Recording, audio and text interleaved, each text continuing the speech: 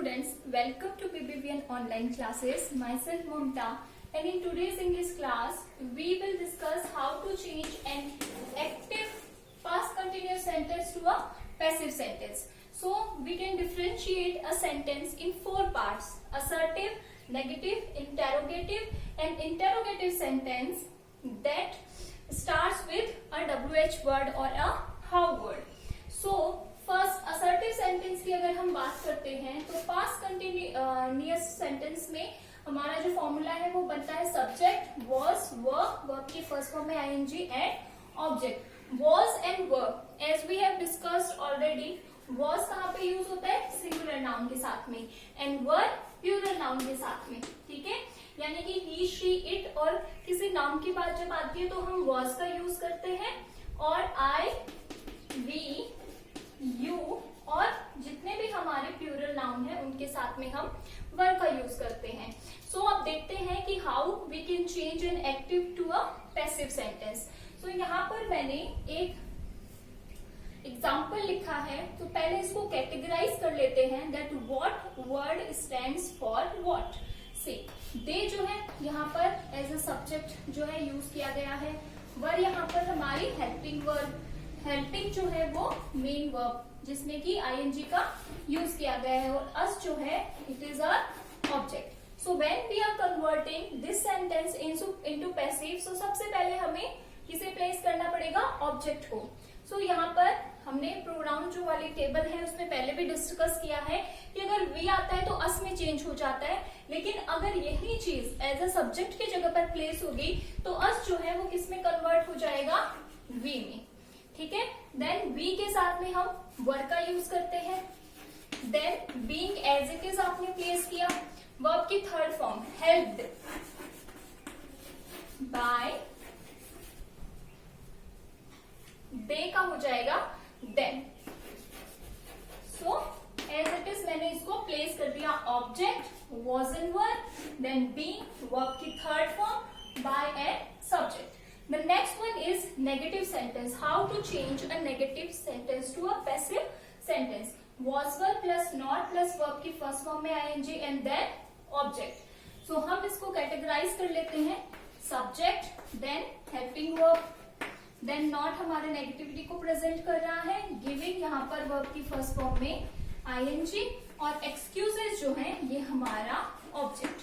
So object plus was verb plus not, हमेशा not जो है वो वॉज वर्ब और बीइंग के बीच में यूज किया जाता है। तो अब इसको प्लेस करते हैं एक्सक्यूजेस, ठीक है।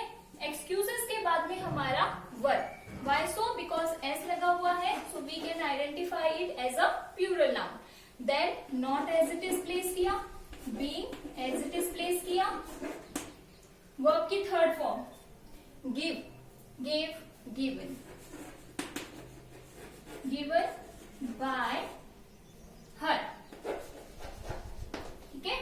Then the next part is interrogative sentence. Interrogative sentence जो है वो helping verb से शुरू करते हैं, then subject verb की first form में ing का यूज करेंगे and then object. So I already have written here an example.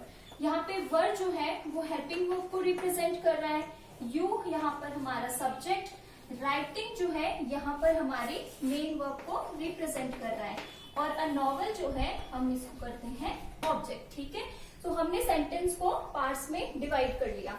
अब इसके अकॉर्डिंग, इस रूल के अकॉर्डिंग हमें जस्ट इन चीजों को प्लेस करना होता है, तो it is going to be more easy for us, ठीक है। वॉज और वर, अब ऑब्जेक्ट को अगर अपन देखते हैं तो अ नॉवल है, एक ही नॉवल की बात की गई है, that is why was a novel, ठीक है। सो हेल्पिंग वर्ब हो गया है, ऑब्जेक्ट हो गया है, देन बीइंग, उसके बाद में राइटिंग, तो राइट है, राइट की third form written by you, you जो है वो हमेशा एज इट इज प्लेस होता है, ठीक है। The next one is the sentence which starts with WH word, ठीक है। सो WH वर्ड, उसके बाद में हेल्पिंग वर्ब, ये जो सेंटेंस फॉर्मूला है वो हर एक टेंस में कॉमन आता है। सो यहाँ पर हमने लिखा WH वर्ड, ठीक है। उसके बाद में हेल्पिंग वर्ब, उसके बाद हमारी मेन वर्ब, ठीक है, और दैट वंडरफुल डांस जो है वो हमारा ऑब्जेक्ट बनता है। सो यहाँ पर WH वर्ड हमें एज इट इज लिखना है। तो हु मैंने आपको पहले भी बताया है, हु जो है वो बाय हुम में कन्वर्ट हो जाता है। सो बाय हुम। अब वॉज और वर में से चूज करना है, तो दैट वंडरफुल डांस एक ही की परफॉर्मेंस की बात हो रही है तो वॉज। उसके बाद में आप as it is object place कर दीजिए।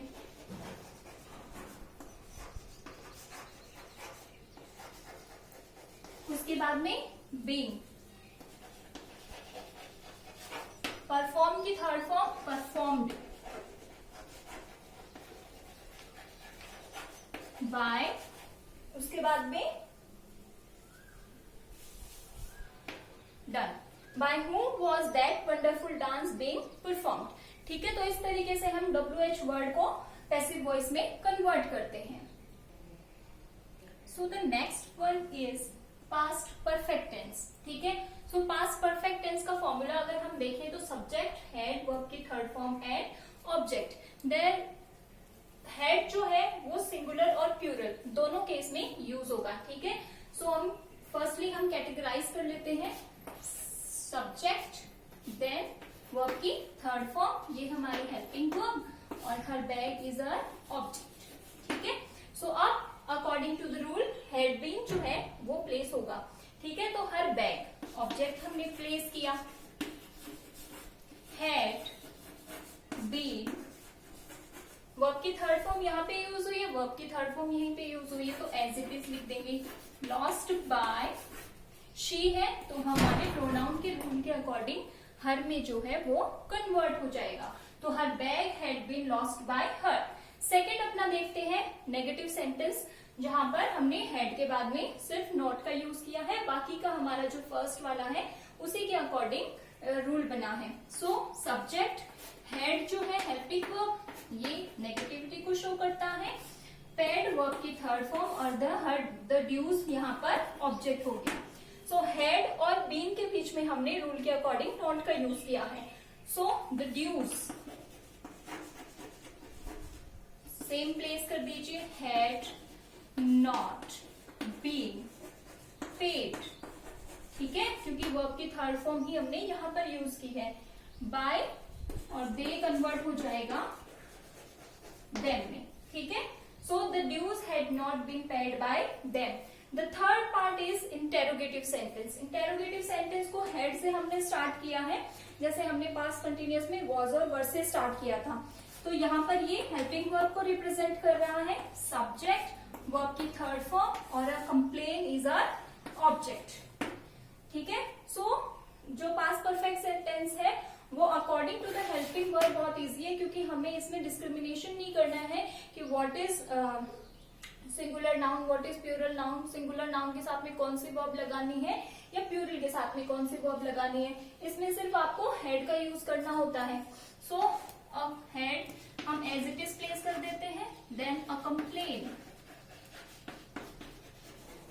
बीन, उसके बाद में वर्ब की third form, find as it is आ गई, बाय एज इट इज आ गया, और शी का यहाँ पर according to the rule of pronoun यहाँ पर हर में चेंज हो जाएगा। देन जो है WH वर्ड वाले जो सेंटेंस होते हैं, हेल्पिंग वर्ब, सब्जेक्ट, वर्ब की third form. Why so? Because यहाँ पर आप हेल्पिंग वर्ब की जगह हेड का भी यूज कर सकते हैं। वर्ब की थर्ड फॉर्म में यहाँ पर मेन वर्ब का अगर आप करते हैं तो ये कॉमन रूल हो जाता है। तो कैटेगराइज कर लेते हैं। सबसे पहले यू, यहाँ पर सब्जेक्ट,